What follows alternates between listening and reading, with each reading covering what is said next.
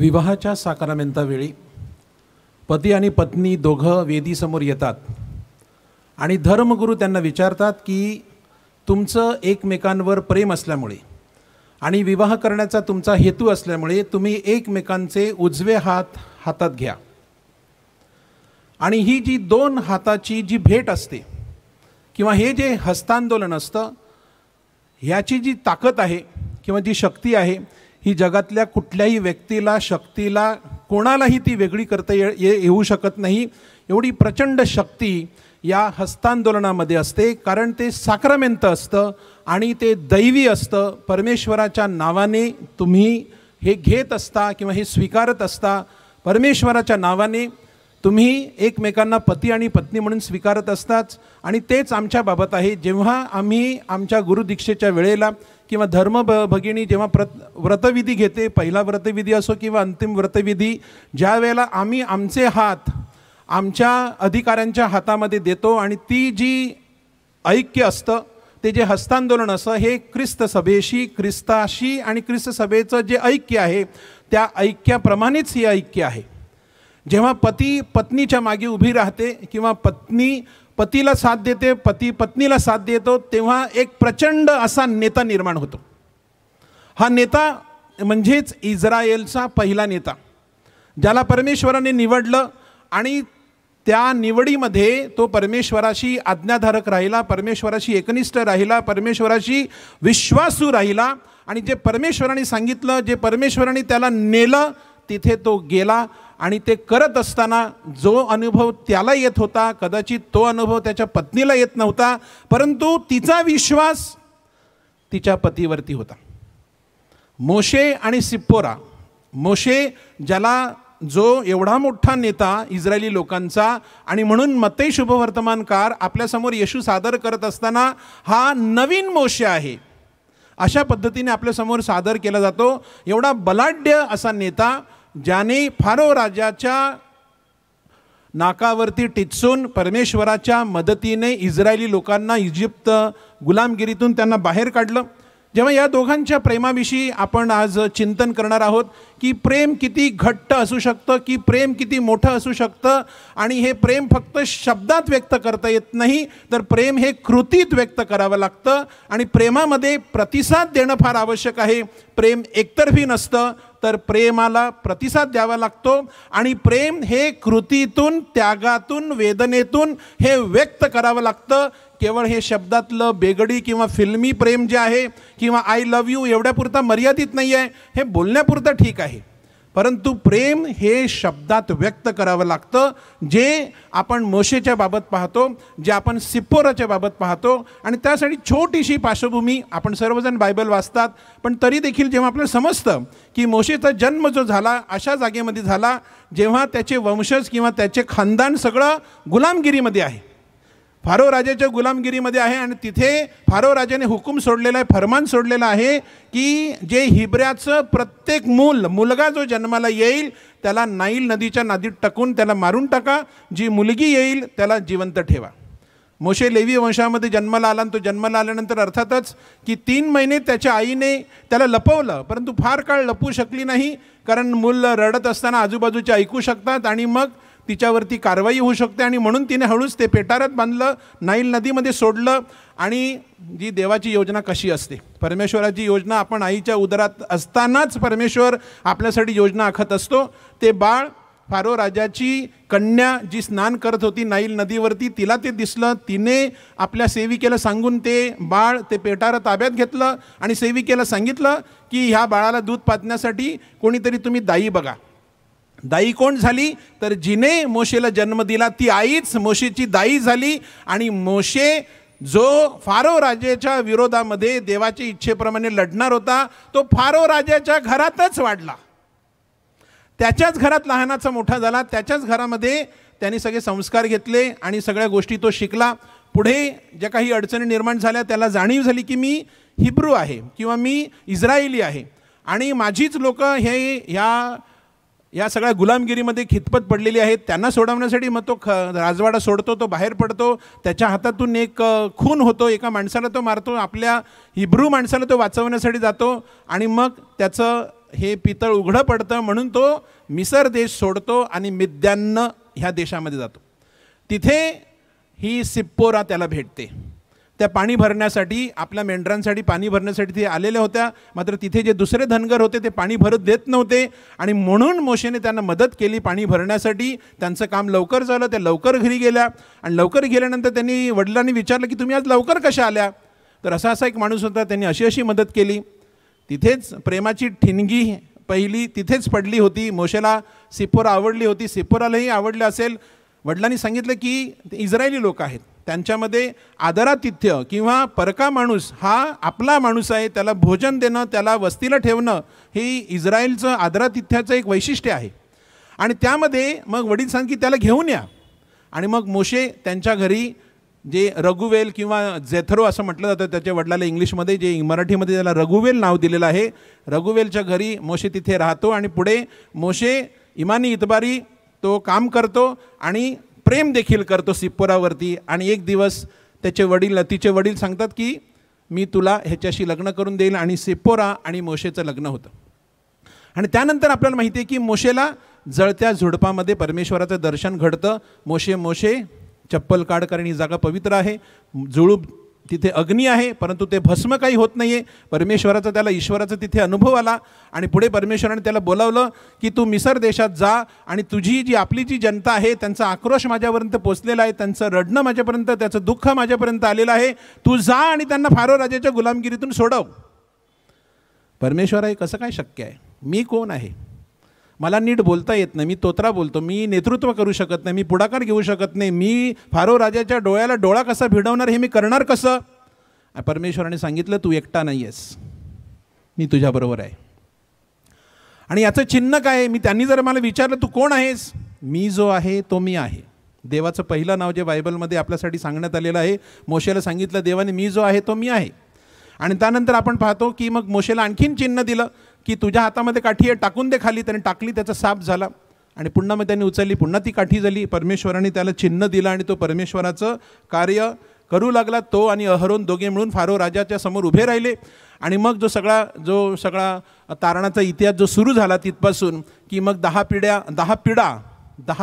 संकट परमेश्वराने मोशेकरवी त्या इजिप्त देशावरती आणले. आणि शेवटी फारो राजांनी त्यांना मुक्त केलं तांबड्या समुद्रातून. मग ते पार झाले, समुद्र दुभंगला गेला.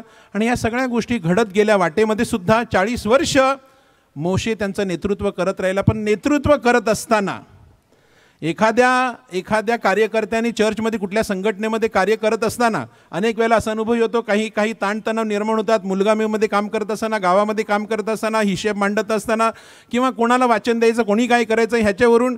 आणि मग थोडासा ताणतणाव झाला, थोडीशी चर्चा झाली का मग ती लगेच सांगते तू उद्या जायचं नाही, तू तिकडे वाचन करायला जायचं नाही.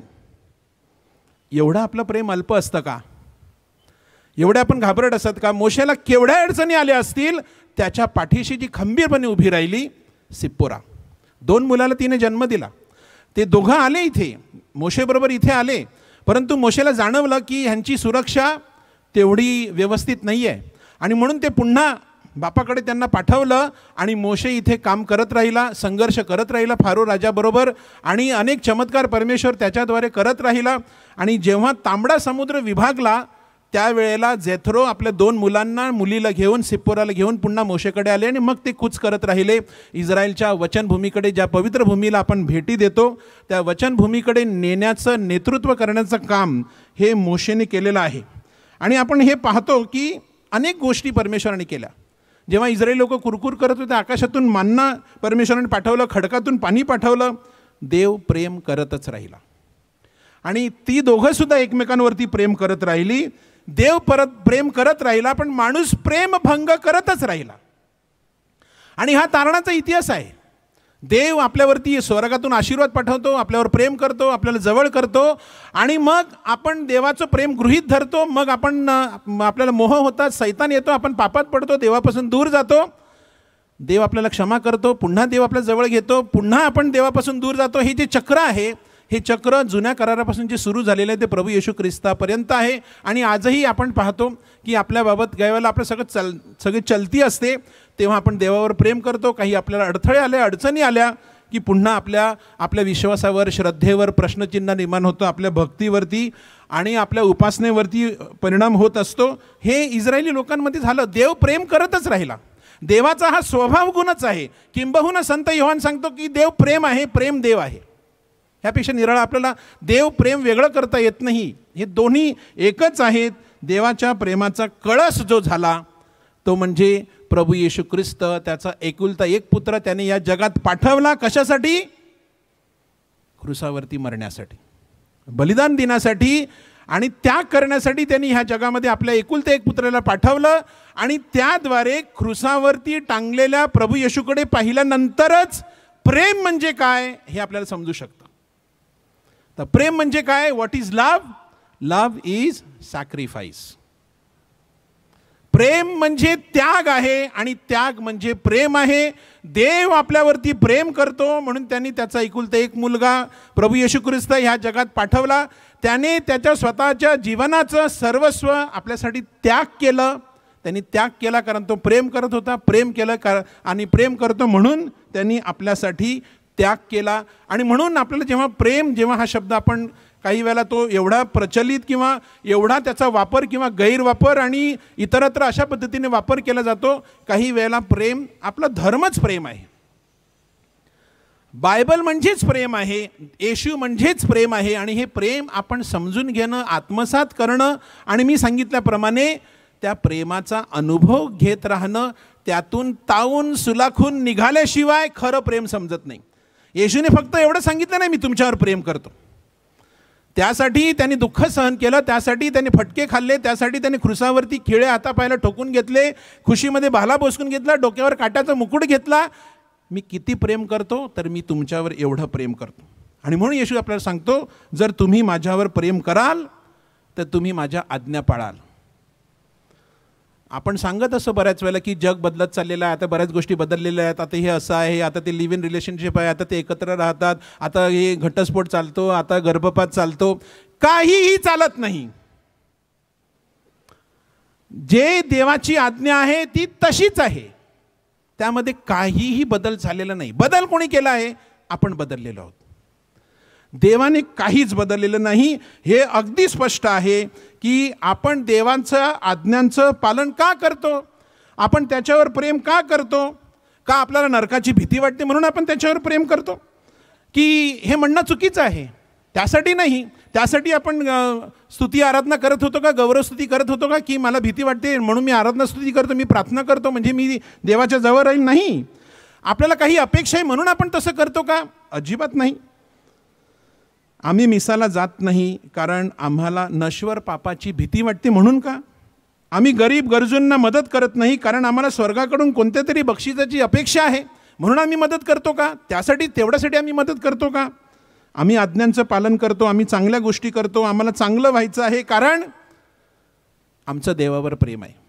आम्हाला सेमिनरीमध्ये एक प्रोफेसर होते आणि त्यांनी आम्हाला एका लेक्चरमध्ये सांगितलं होतं की आपण दुसऱ्यांवर प्रेम का करायचं, दुसऱ्यांना मदत का करायची, दुसऱ्यांना क्षमा का करायची, दुसऱ्यांना समजून का घ्यायचं? कोणी असो, आपल्या कुटुंबातला असो, शेजारी असो, भाऊ असो, बहीण असो, गावातला असो की आणखीन कुठलाही माणूस असो, त्या माणसावर आपण प्रेम का करायचं? आम्ही सेमिनरियन, आम्ही शिकणारे विद्यार्थी, आम्ही खूप वेगवेगळी अशी इंटेलेक्च्युअल अशी उदाहरणं उत्तरं दिली.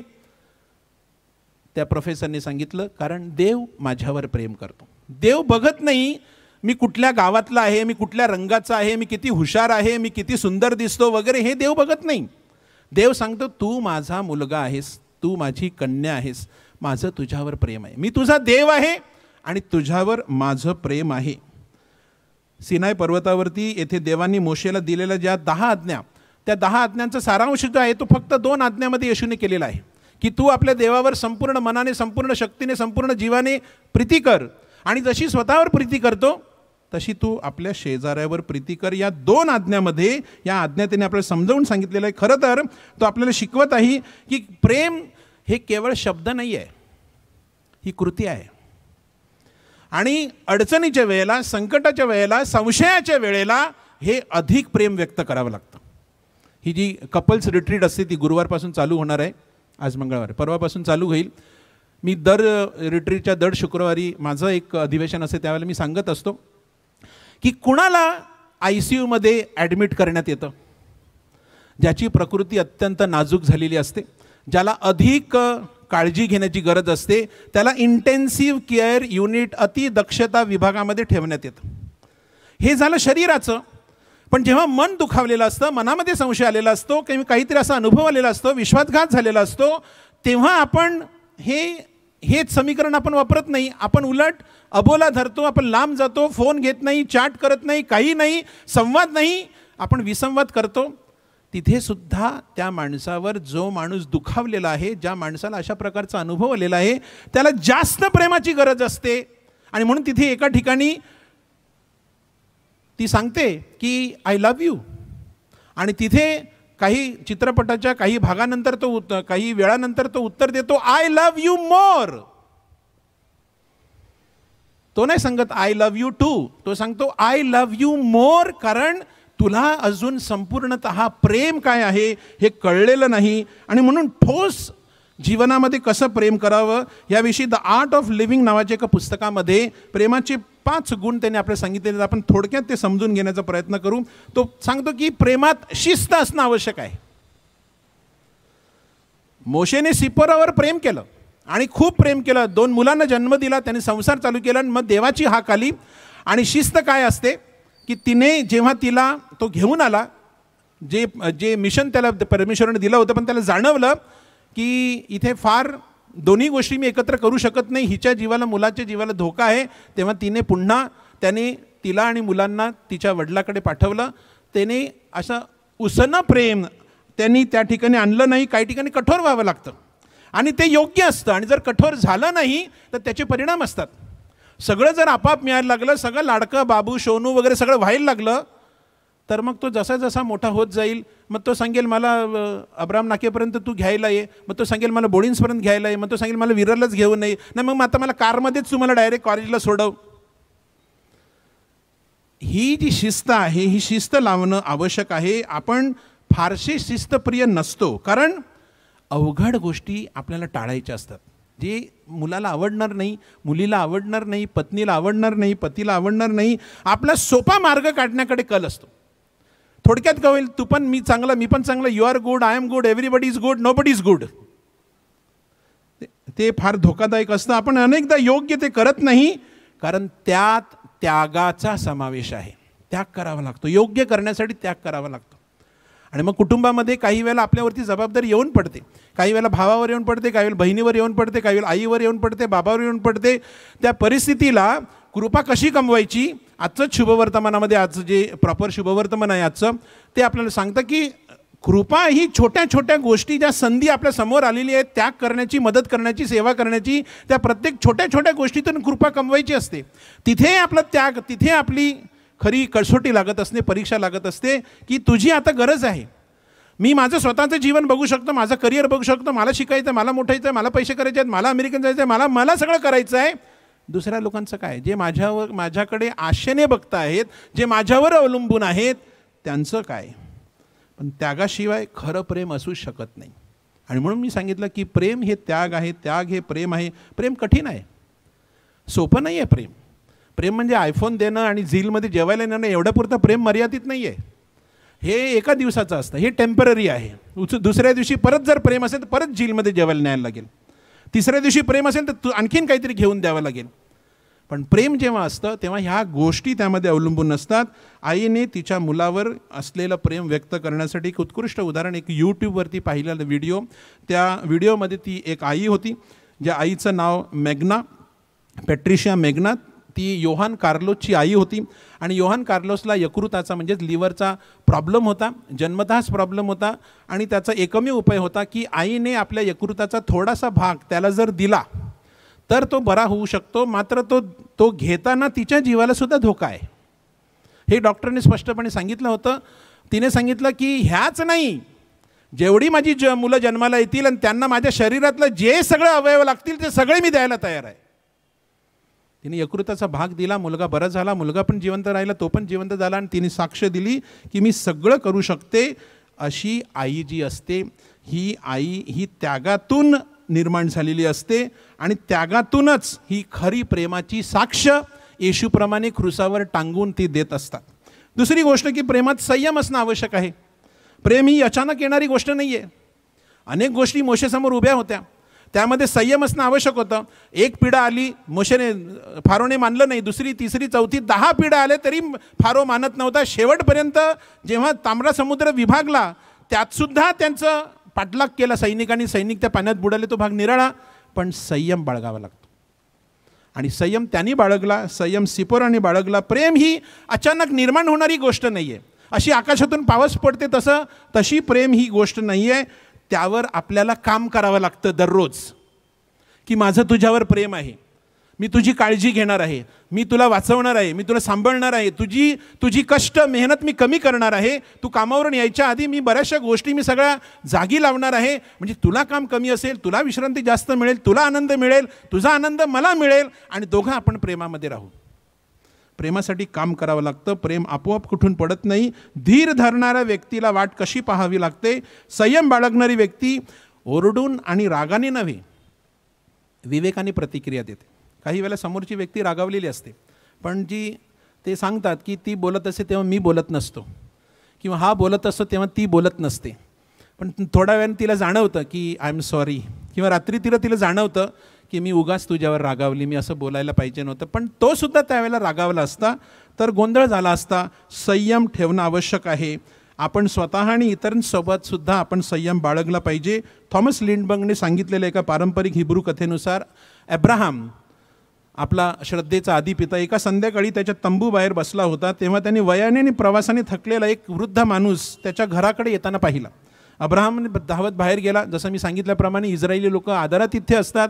त्या माणसाला बोलावलं, घरात बसवलं, त्याला जेवण दिलं आणि जेवण करत असताना त्या वृद्ध माणसाचे अब्राहमने पाय देखील धुतले, त्याला खायला दिलं. मात्र खाताना त्या माणसाने कुठलंही प्रार्थना न करता, आशीर्वाद न घेता लगेच तो जेवू लागला.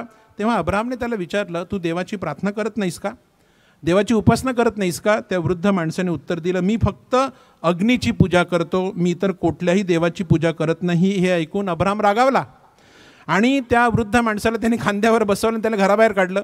थंडी होती बाहेर, काळोखामध्ये त्याने त्याला बाहेर नेऊन ठेवला, दरवाजा बंद केला. रात्रीच्या थंड हवेमध्ये तंबूच्या बाहेर त्याला ठेवून दिलं.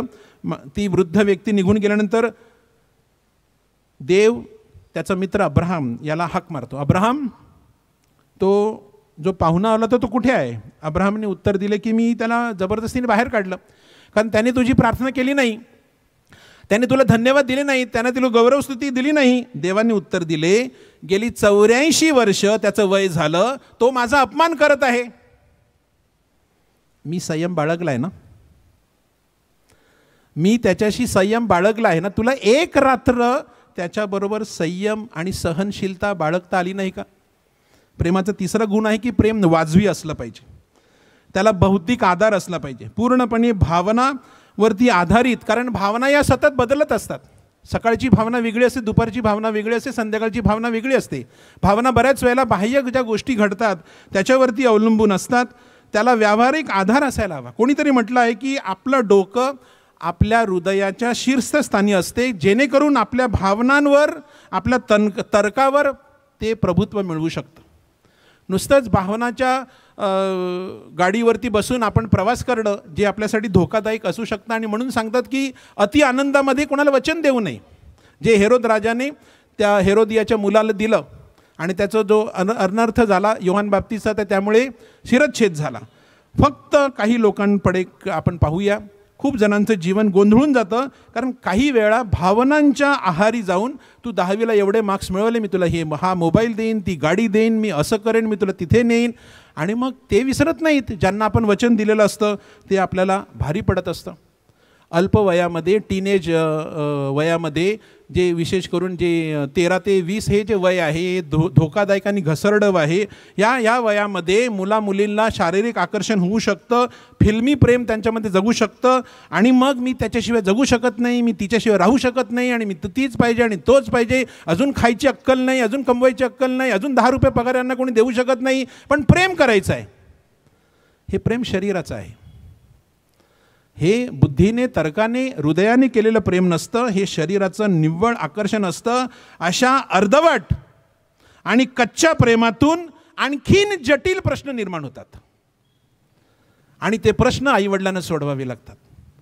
अशा प्रेमामध्ये मोशे आणि सिप्पोरा पडली नाही.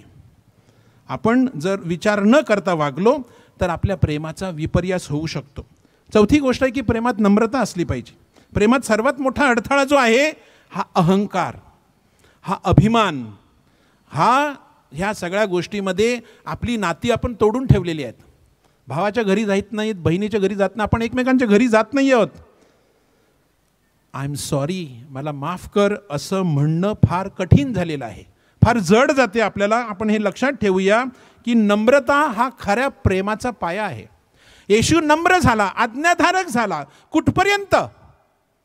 शरीरातलं शेवटचं रक्ताचं थेंब. मोशे नम्र झाला. मोशेला ताकद दिली होती, मी तुझ्याबरोबर आहे. पण फारो बरोबर प्रत्येक वेळेला त्यांनी संयम बाळगला. तो नम्र राहिला की तू राजा आहेस या पृथ्वीवरचा, हेही मला अमान्य करून चालणार नाही, पण तुझ्यावरती आणखीन मोठा राजा आहे, तो देव आहे. त्या देवाच्या नावाने मी तुझ्याकडे आलेलो आहे आणि मी तुला सांगत आहे.